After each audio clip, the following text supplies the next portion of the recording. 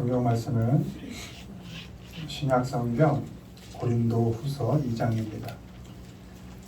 신약성경 287페이지 고린도후서 2장 1절로 4절.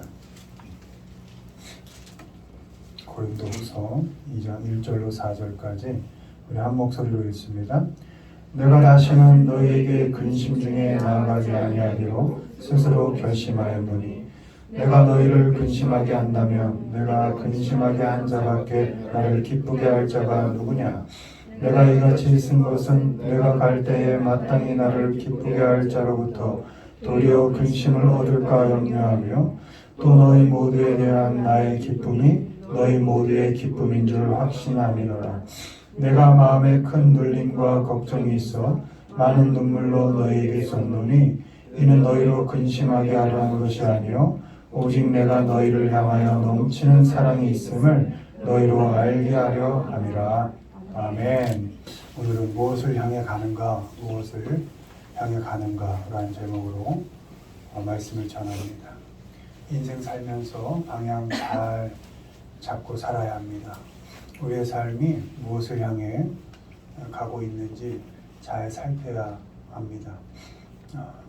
우리 삶은 분명히 마지막이 있습니다.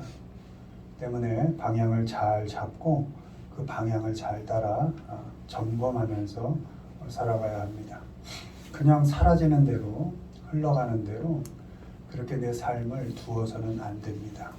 그때 내가 가는 길이 맞는가, 잘 가고 있는가 살피고 또 잘 다듬으면서 그 방향을 잘 정돈하면서 가야 할 필요가 있습니다. 특별히 믿는 자에게 고집을 부려서라도 절대 놓치지 않고 바르게 선택해야 할 삶의 방향이 있습니다. 오늘 말씀을 통해서 그 방향을 점검해 보도록 하겠습니다. 1번 먼저 보시죠. 읽습니다. 너희를 향하여 내가 마음에 큰 눌림과 걱정이 있어 많은 눈물로 너희에게 쏟노니 이는 너희로 근심하게 하려 한 것이 아니요 오직 내가 너희를 향하여 넘치는 사랑이 있음을 너희로 알게 하려 함이라. 아멘. 먼저 우리 삶의 방향이 사람을 향해 서 있어야 합니다. 사람을 향해서라는 건 사람을 위해서 산다 이런 의미가 있습니다. 돈 좋고 명예 좋고 권력 좋지만 그것들보다 사람이 훨씬 귀하다라는 것 정도는 알고 살아야 한다는 것입니다. 돈과 힘도 사람을 위해서 쓰일 때 그것이 의미가 있는 것입니다. 그렇지 않고 사람을 놓치고 그것들을 쫓다가는 결국 망하는 삶을 살게 되어 있습니다. 우리의 마음과 생각 모두는 사람을 향해 사람을 위한 삶을 살아야 합니다. 우리의 눈은 사람을 보고 있어야 합니다. 우리의 손은 사람의 손을 잡고 있어야 합니다. 우리의 발은 사람을 향해서 걸어가야 합니다. 사람을 향해 있고 사람을 위해서 산다고 할 때 우리가 할 일은 사랑을 알게 하는 것입니다. Let you know 이렇게 되어 있습니다. 사랑의 깊이를 알게 하겠다. 그 사람에게 내가 얼마나 사랑하고 있는지 그 깊이를 알게 한다는 것입니다. 내가 얼마나 그 사람을 사랑하고 있는지를 표현한다는 것입니다. 바울은 편지를 써서 자신의 사랑을 알리고 있습니다. 마음에 눌림이 있고 아픔이 있었지만 눈물의 편지로 사랑을 전합니다. 많이 변명할 수도 있고 여러 가지 자기를 증명할 수도 있었지만 그렇게 하지 않고 그 눌림을 본인이 감당하고 아픔은 겪고 눈물의 편지로 사랑을 전합니다. 고통과 괴로움 속에서도 눈물로 편지를 써서 내가 얼마나 그 성도들을 사랑하고 있는지, 여기서는 고린도에 있는 성도들이겠죠. 그 성도들을 사랑하고 있는지를 표현하고 있습니다. 사람을 향해서 사람을 위해서 우리가 해야 할 일은 우리가 얼마나 그 사람을 사랑하고 있는지를 알려야 한다는 것입니다. 사랑을 표현할 수 있어야 하는 것입니다. 말로 표현하고 몸을 움직여서 사랑을 잘 보여줘야 합니다. 우리가 할 수 있는 모든 방법, 또 시간, 돈을 들여서 우리가 얼마나 사랑을 하고 있는지를 잘 표현해야 한다는 것입니다. 입 다물고 아무것도 안 하면서 내 마음 모르냐고 해서는 안 됩니다. 모릅니다. 우리의 마음과 중심은 하나님만 아십니다. 사람에게는 드러나는 겉만 보일 뿐입니다. 사람은 외모를 보나 하나님은 중심을 보신다 할 때 우리가 초점을 하나님은 중심을 보신다에만 두어서는 안 됩니다. 사람은 외모를 보지만 사람은 외모를 본다는 것을 알아야 한다는 것입니다. 그래서 옷도 웬만하면 잘 빨아서 깨끗하게 잘 입으려고 애쓰지 않습니까? 머리도 잘 감고 손질해서. 왜? 내 외모를 보고 사람들은 판단하니까. 우리의 중심은 하나님만 아십니다. 자식도 모르고 남편도 아내도 모릅니다. 알 거라고 착각하지 마십시오. 내가 말한 것, 내가 표현한 것, 보여진 것만 사랑으로 알게 된다는 것입니다. 드러내고 표현해서 우리의 사랑을 보여줘야 합니다. 사람을 마음에 잘 담으시고 그 사람을 위해서 살고 도대체 뭘 위해서 사는지 잘 좀 점검해 보십시오. 내가 뭘 쫓고 이 제한된 삶을 살고 있는지를 누군가 하나 정도는 위해서 산다는 내가 적어도 저 사람 하나만큼 위해서는 살고 있다는 그 정도는 점검하고 살아야 할 필요가 있습니다. 허황된 거 변할 거 없어질 거 쫓다가 귀한 사람 한 사람 놓치지 마시고 내가 왜 이걸 쫓는가 결국 이 사람 사랑하기 위해서 아닌가 이거는 놓치지 않아야 한다는 것입니다. 우리의 사랑을 알게 하는데 힘을 쓰고 무슨 설을 써서라도 사람에게 사랑을 알게 하는데 애쓰고 힘을 쓰는 우리 모두가 되길 주님의 이름으로 축원을 드립니다. 두 번째 뭘 향해야 되는가 읽습니다. 하나님을 향하여 우리가 그리스도로 말미암아 하나님을 향하여 이 같은 확신이 있으니 우리가 무슨 일이든지 우리에게서 난 것 같이 스스로 만족할 것이 아니니 우리의 만족은 오직 하나님으로부터 나느니라. 아멘. 다음으로 우리 믿는 자는 하나님을 향해서 살아야 합니다. 여기서 하나님을 향한다는 건 원문으로는 before 가십니다. 그러니까 하나님 앞에서 살 수 있어야 한다는 것입니다. 바쁘게 정신없이 살 때도 내가 지금 어디 서 있는가, 누구 앞에 서 있는가를 점검해야 합니다. 어떤 형편 상황 속에서도 내가 하나님 앞에 잘 서서 살고 있는지를 점검해야 합니다. 하나님 앞에 잘 서 있을 때 바르게 돈도 벌고 또 그렇게 귀하게 어렵게 번 돈을 또 귀하게 바르게 쓸 수가 있는 것입니다. 하나님 앞에 잘 서 있을 때 그렇게 얻으려고 했던 힘도 바르게 건강하게 쓸 수 있는 것입니다. 무엇을 하든지 하나님 앞에 서 있어야 잘 할 수 있는 것입니다. 공부 잘하면 뭐합니까? 그걸 나쁜 데 쓰면 더 나쁜 데 쓸 수 있습니다. 머리 좋으니까. 그러나 공부 잘하면서 하나님 앞에 서 있을 때 귀하게 그 달란트가 쓰이는 것이죠. 그러니까 공부할 때도 일할 때도 집에서도 내가 지금 하나님 앞에서 잘 살고 있나? 늘 자신을 점검하면서 살아가야 한다는 것입니다. 그래야 잘 살 수 있고 바르게 살 수 있는 것입니다. 하나님 앞을 떠나서는 아무것도 잘 할 수 없습니다. 길을 쓰고 해봤자 결국 망하게 됩니다. 마귀는 내가 달라는 것 줍니다. 요구할 때 줄 것입니다. 그러나 주는 것 이상 10배, 100배 이상을 결국 뺏어갈 것입니다. 마귀가 주는 것에 홀려서는 안 됩니다. 망합니다. 승리하는 인생을 살려면 무슨 일이 있어도 하나님 앞에 잘 서 있어야 하는 것입니다. 하나님을 향해서 하나님 앞에서 산다고 할 때 우리가 가져야 할 것은 뭐다? 확신이다. 무슨 확신이냐? 만족은 하나님으로부터만 온다. 오직으로 되어 있습니다. 살면서 우리가 이 제한된 인생을 사는 동안 만족이라는 건 오직 하나님으로부터만 온다라는 확신을 갖고 살라는 것입니다. 그래야 하나님 앞에서 살아갈 수 있다는 것입니다. 우리가 돈 열심히 벌어야죠. 자본주의 사회를 사는데 명예 추구해야죠. 막 살아서는 안 되겠죠. 또 권력도 필요하죠. 건강하게 힘을 사용하려면 힘이 있어야겠죠.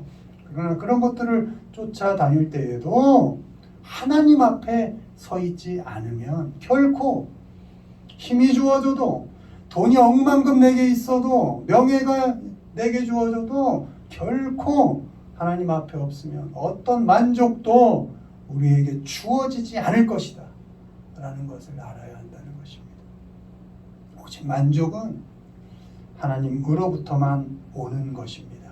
이러한 확신을 가지고 하나님 앞에서 자신을 늘 점검하면서 사시기를 바랍니다. 열심히 살고 애써서 노력을 하고 얻을 것을 다 얻어도 하나님 앞에서 살지 못하면 하나님께로부터 오는 그 만족 결코 누릴 수가 없습니다. 얻고자 하는 것 다 얻어보십시오. 늘 결핍이 있을 거니까 100% 있을 겁니다. 늘 불안할 것입니다. 늘 불평이 있을 것입니다. 늘 두려움 속에 있을 것입니다. 어떤 것을 내가 다 가지고 있더라도 하나님 앞에 없으면 이 세상을 사는 동안 늘 공포 속에 살게 될 것입니다. 기쁨 없습니다. 감사 없습니다. 하나님 앞에서 살아야 하는 것입니다. 돈과 명예, 권력이 있고 없고는 믿음과 상관없습니다. 믿음이 있어도 또는 믿음이 없어도 돈, 명예, 권력 그것들은 있기도 하고 없기도 합니다. 안 믿는 자들이 돈 더 잘 벌 수 있습니다. 그러나 우리가 어떤 형편에서도 누릴 수 있는 그 만족이라는 것은 하나님 앞에서만 살 때에만 오는 것입니다. 왜 돈 있는 사람들이 마약에 빠집니까? 그 정도 누리고 사는데 왜 맨날 그런 뉴스가 우리를 접하게 만듭니까? 만족이 없기 때문입니다. 야, 내게 저 정도의 권력, 저 정도의 돈 있으면 저렇게 살지 않을 텐데. 아니요. 그들도 역시 만족이 없습니다. 만족은 하나님 앞에서 살 때에만 오는 것입니다.